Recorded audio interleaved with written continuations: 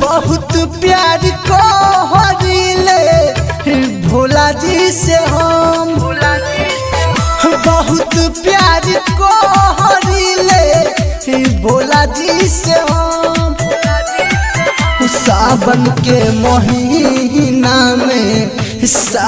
के महीना में जलवा ढारब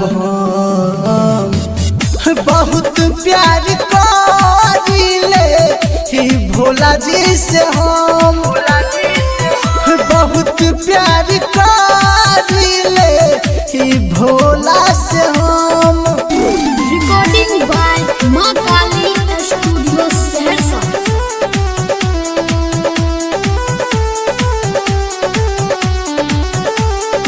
डीजे राजू पकड़ी ध्यान।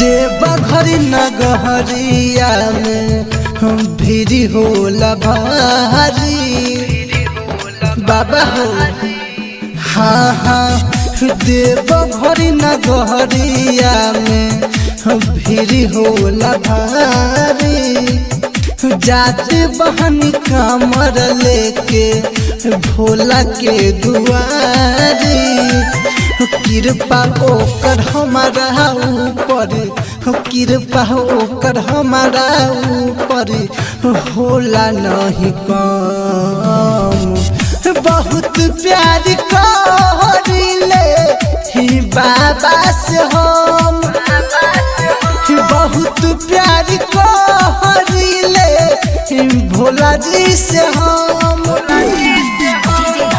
जिला किसी का हो धमाका एसएसके म्यूजिक का ही होगा। रिकॉर्डिंग बाय मां काली स्टूडियो सहरसा।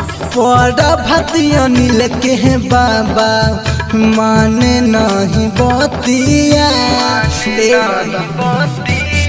बड़ा भक्ति अनिल के हैं बाबा माने नहीं बतिया रणधीर नीरज के है बाबा नौकरी दे तू दिया खेमा सुपारी लाल के खेमा सुपारी लाल के मिले खूब बहुत प्यार करीले बाबा से हम बहुत प्यार